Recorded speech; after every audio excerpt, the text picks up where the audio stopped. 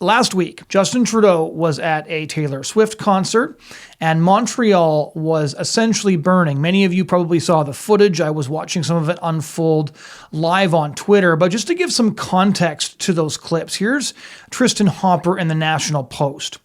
A series of anti-Israel riots in Montreal have attracted international condemnation. I believe it was Justin Trudeau who said Canada is back, and prompted conservative calls for an emergency parliamentary probe. Violent protesters set cars on fire, threw small explosives and other objects at police officers, and set fire to an effigy of Israeli Prime Minister Benjamin Netanyahu, read a letter penned on Monday by conservative members of the Standing Committee on Public Safety. There is crime, chaos, and anti-Semitism taking over Canada. Just for those of you who haven't seen this, let me give you one small clip of what these riots looked like on the ground.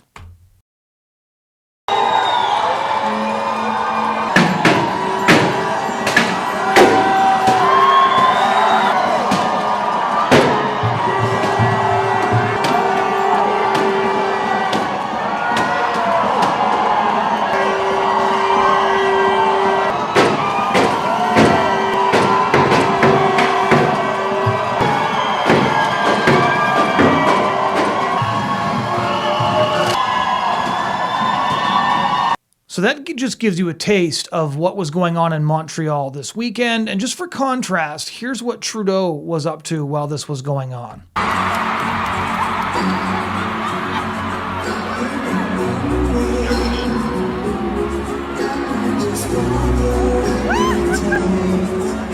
So, although Trudeau, after leaving the Taylor Swift concert where he was videoed dancing at the very front, and I checked into this, by the way, tickets where Trudeau was standing cost close to $30,000 a seat. He did condemn the wave of anti-Semitism, which he's been doing very tepidly over the last year and a half. And I want to make one point here that I think bears mentioning. You guys may remember that over the past close to a decade, Trudeau has constantly talked about the far right, the threat of white supremacy, of Nazis. The Freedom Convoy was accused routinely of being packed with white supremacists and Nazis.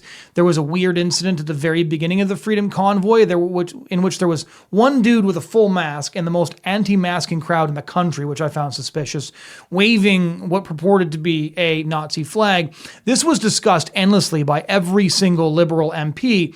Now you've actually got people who are chanting real Nazi slogans. There was actually a staff member from the Second Cup franchise at the Montreal Jewish Hospital who threw up a Nazi salute. I'm not going to do that for you on camera in case somebody screenshots it, but you know what salute I'm talking about, and then started talking about a final solution for the Jews. Now, have you noted that incident get called out by any Liberal MPs at all?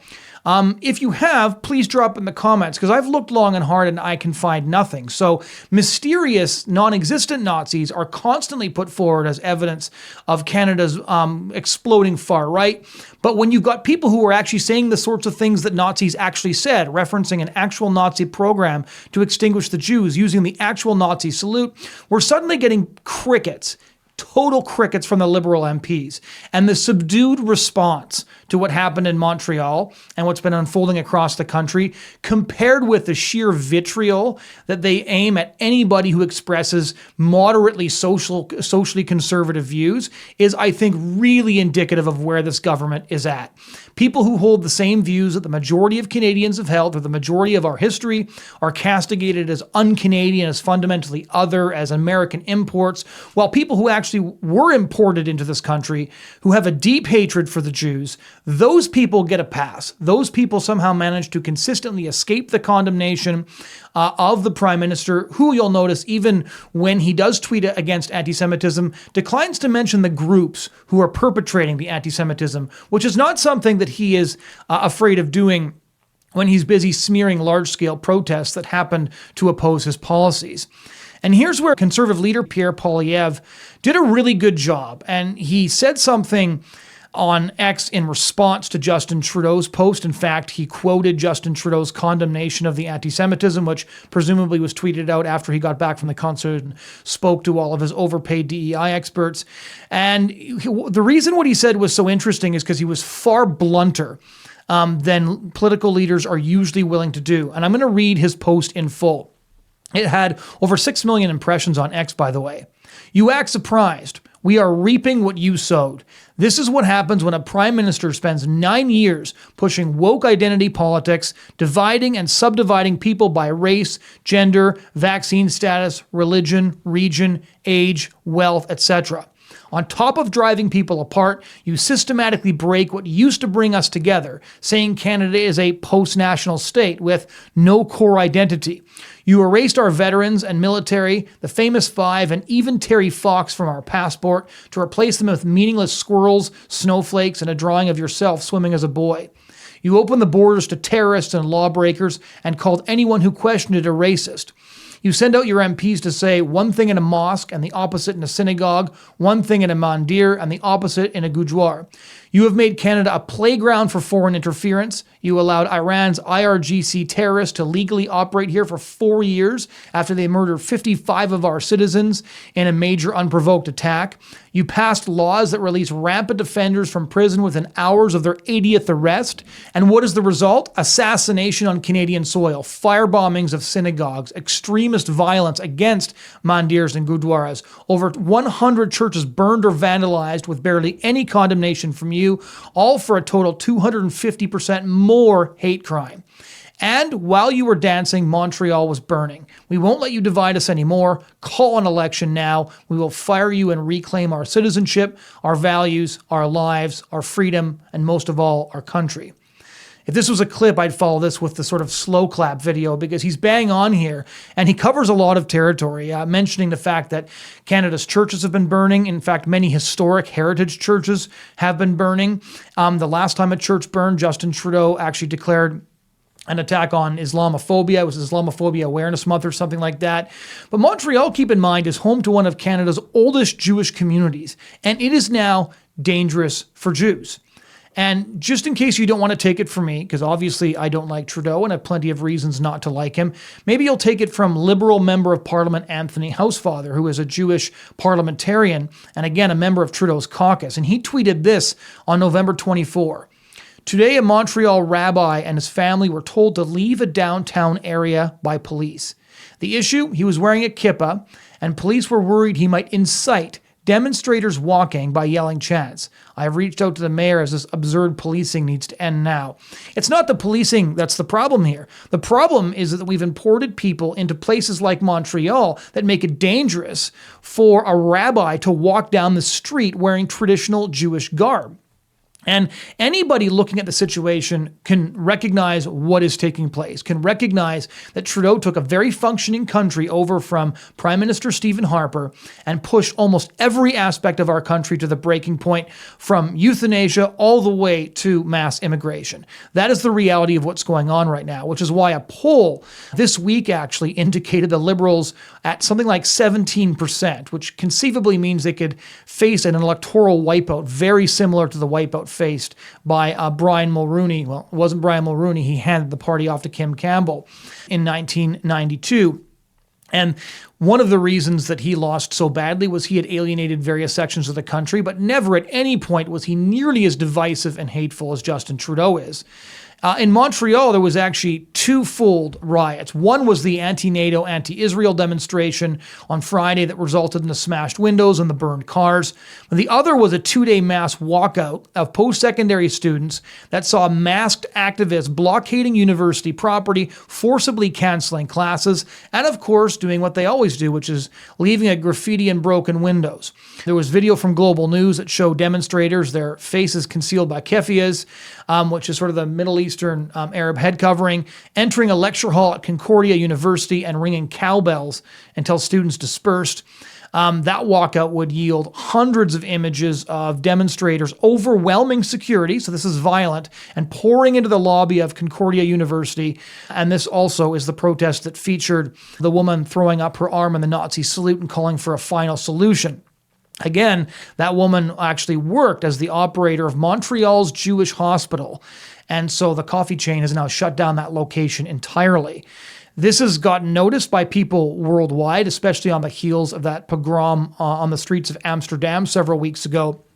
And one video was actually circulated by Israel's Washington, D.C. embassy. And it showed two men actually trying to force their way into the locked doors of a Concordia lecture hall, chanting "Viva Vida Intifada." Now, any of you who know anything about what the second and first intifadas were in Israel, they were campaigns of suicide bombing that took place across Tel Aviv, Jerusalem, and elsewhere. And the Université de Montreal campus was similarly splashed with paint. Large green Palestine Libre, or Free Palestine, was written across the central courtyard. And the list goes on. I could waste a whole episode just listing off all of the different ways that these pro-Hamas protesters smashed windows, poured graffiti all over private property, overwhelmed security, and forced their way onto university property, and of course did things like call for a final solution to the Jews. There's another lesson to be taken in all of this, because Justin Trudeau, as Pierre Poilievre pointed out, has been trying to play both sides of this issue. One of the reasons is that he's stuck. It's because his caucus is very divided on this issue. He's got MPs like Anthony Housefather who are appalled by the rise of anti-Semitism in Canada on Trudeau's watch. You also have a lot of radical leftist liberal MPs who are very, very opposed to Israel, hold views that get dangerously close to anti-Semitism, and at the very least have a lot of sympathy for these protesters, even if they don't care for some of the methods these protesters are using. And one of the reasons there are so many of these MPs is because Trudeau pivoted hard to the left in order to outflank the NDP and form essentially a government of Canada's progressives writ large. He wanted the NDP to be irrelevant and for the Liberal Party to occupy Canada's entire left-wing hemisphere, which he has successfully done. But now he finds himself trapped between liberal principles and leftist principles. And keep in mind here now that Justin Trudeau is basically given every concession he possibly can to Canada's Muslim community. He has almost never condemned the protests specifically. He gives very tepid responses to very vile chants. He has been remarkably circumspect in how he condemns anti-Semitism, which includes shots being taken at Jewish elementary schools in this country, which you think would be a bigger story than it is, but just really doesn't seem to be that big of a deal. At the same time, he talks almost constantly about Islamophobia as if that's the greatest threat facing Canadians today, and refuses to recognize the fact that what we're seeing right now is just wanton looting, violence, and disorder being perpetrated primarily by Jew-hating anti-Semites. That is the reality of what's going on. This is why Justin Trudeau refused to say that he would not permit Israeli Prime Minister Benjamin Netanyahu from being arrested on Canadian soil after the International Court in The Hague actually issued a warrant for his arrest alongside another Israeli leader and some Hamas militants, essentially stating that there's some sort of equivalence between those who perpetrated the October 7 attacks and those who are responding to them. So there is no moral direction in this government. Instead, we see total moral bankruptcy. And I get that some people are going to say, look, Justin Trudeau was just, being a dad, and he was partying at a Taylor Swift concert with his daughter. I don't know if ordinary dads can afford the something like $60,000 price tag that would have cost. But that aside, there's just something very fitting about Justin Trudeau dancing to teeny bopper songs with a pop star, while really serious things are going on in the city, by the way, that he claims to represent, Montreal. There's just something very fitting about that microscopic image of Justin Trudeau flailing around with the Swifties. And then, of course, Jews having to hide in their homes because Hamas protesters are smashing windows, burning cars, and overwhelming security at his universities. Because the reality is that a lot of the decisions made by elite lawmakers, those decisions are not decisions they have to live with. They live in gated communities. They're wealthy enough to escape the consequences of many of their own policies, but the average Canadian is pretty fed up with this. And I really hope that Justin Trudeau sticks around and remains Prime Minister, because I think Canadians deserve the opportunity to actually give him the sort of devastating electoral blow that might even have the capacity to puncture his seemingly airtight hubris. We'll have to see. Hey, thank you so much for joining the Bridgehead. We hope you found it helpful, as always. If you enjoyed it, please do like the video, share it around, subscribe, tell your friends to subscribe, leave a comment. You can heckle or harass me in the comments. And if you have some ideas of subjects you really think that we should be covering, you can drop those too. Otherwise, you can find us wherever you get your podcast content. Thanks so much for listening.